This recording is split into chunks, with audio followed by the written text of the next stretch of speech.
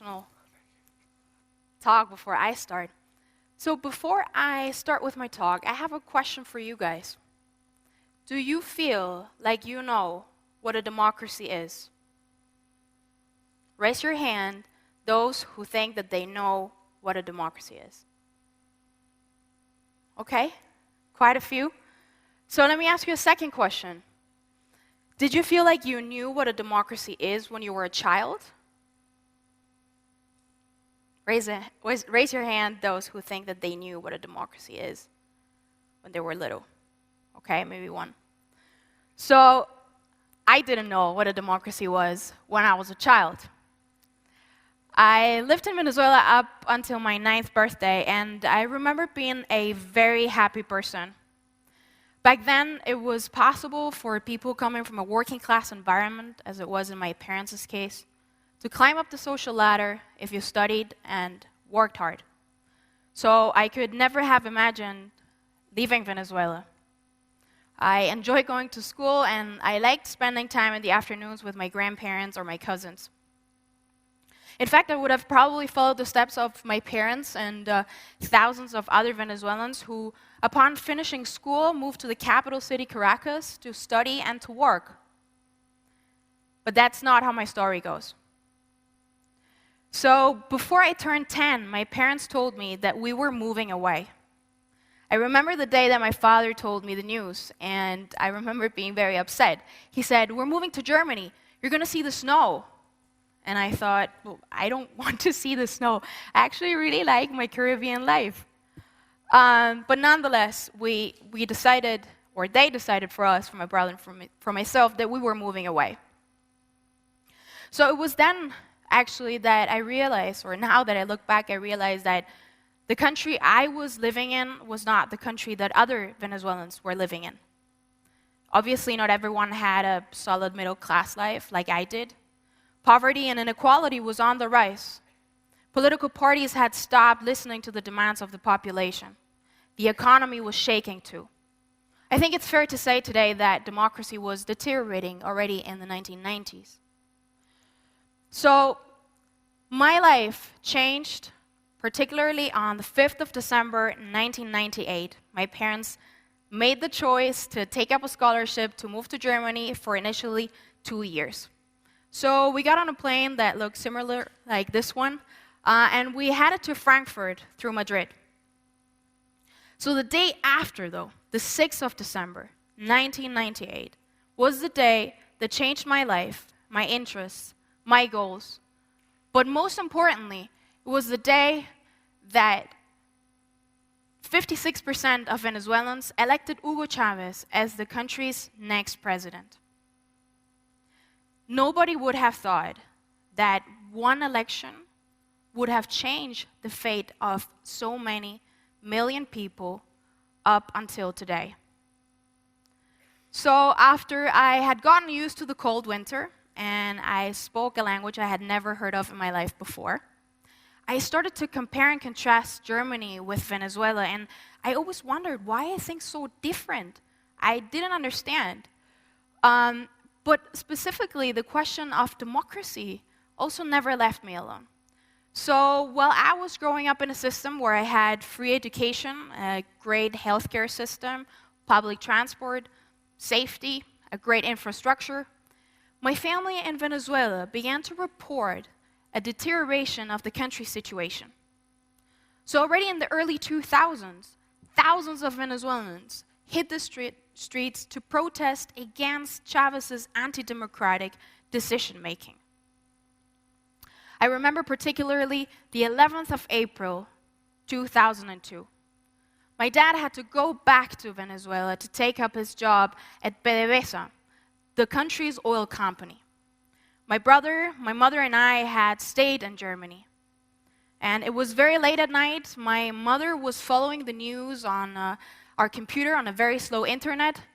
I remember that she was very anxious and stressed because my father was in one of those protests, and she said, "Things are not looking great at home." So let me summarize for you in one sentence what happened. Chavez was taken out of power by force. So in other words, the military had conducted a coup. The conflict had escalated. But, big surprise, he manages to come back just a few days later.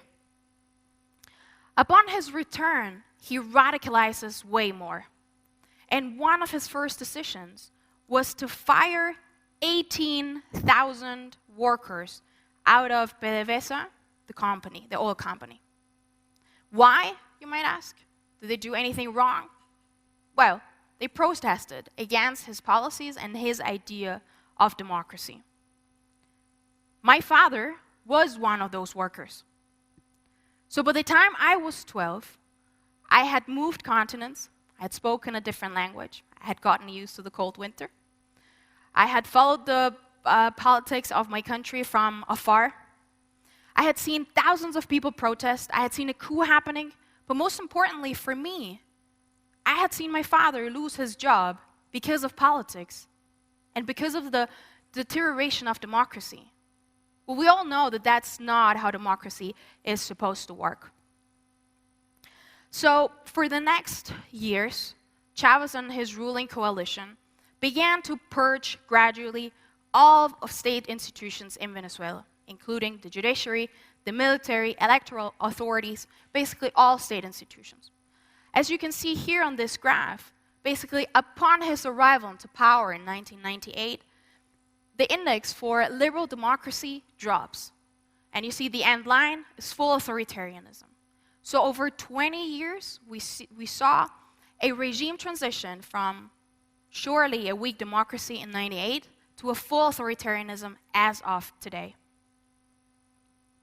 So I decided that I wanted to know what was behind all of this. Because of that democratic erosion, we didn't move back to Venezuela, and it was in fact very hard for me to see from afar how an otherwise really beautiful country was being governed to the ground. So I decided to study political science. And when I started my studies already in 2009, there was a huge and beautiful and rich body of literature that explained the emergence of a new type of regime, one that was in the middle between democracy and autocracy, one where autocrats would use otherwise democratic institutions to hold on to power. So that meant that political scientists explained that having elections or institutions did not mean having necessarily a democracy.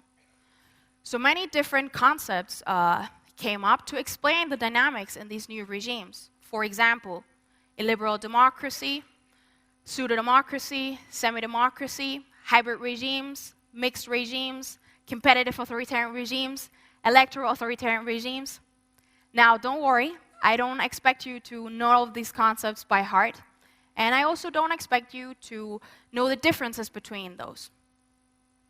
But what I do want you to know is that democracy is more than the existence of institutions. There are regimes in the middle, in a gray zone. The world today is not black and white, and we need to know about these nuances to be able to fight for what we care about. So I can tell you from my own experience that losing a democracy truly hurts. The change of regime in Venezuela has had real-life implications for the population. Not having checks and balances, the absence of institutional independence, not having the chance of having a free media has turned Venezuela into one of the most unstable, unsafe, and corrupt places in the world. Political persecution is a daily matter.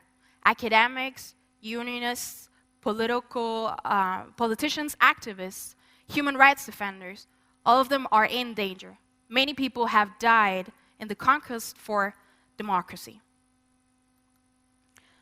But most importantly, the political turmoil, the political conflict between democracy and autocracy and all the different nuances between those has cost many thousands of lives. But most importantly, is that it has disintegrated the country. Over more than 4.5 million Venezuelans have fled their home. This is not how democracy is supposed to work, right? Now, I don't want you to think that I am just talking about Venezuela and you shouldn't care about this. No. This is a phenomenon that is going on worldwide, as you can see on this map. Although the regimes between a light green and a little darker green are hybrid regimes, those that I mentioned, those that are in between democracy and autocracy. But in these systems, we should remember that the playing field is tilted against the opposition. So autocrats have an easier time holding on to power. We know of Orban, Putin, Erdogan. In Latin America, Ortega, Morales, or Correa, all of those leaders have tried to use democracy to erode democracy and to implement a different type of government and regime.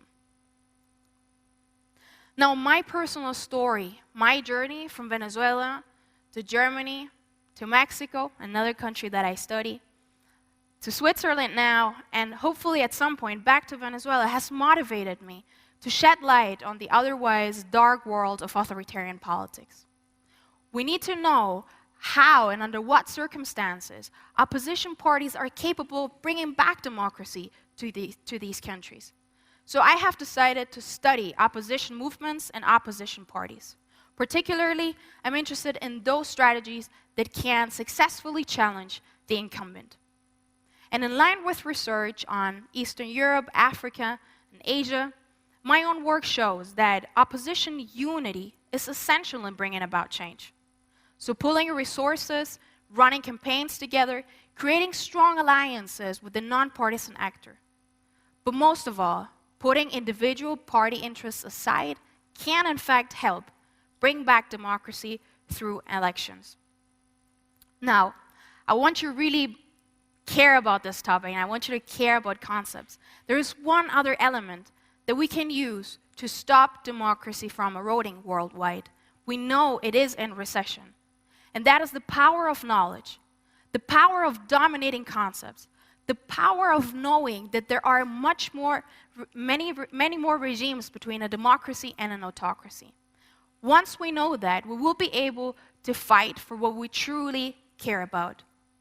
So, and remember that only where there is free contestation and free participation, only where there is the real chance of incumbents losing power, there will be democracy.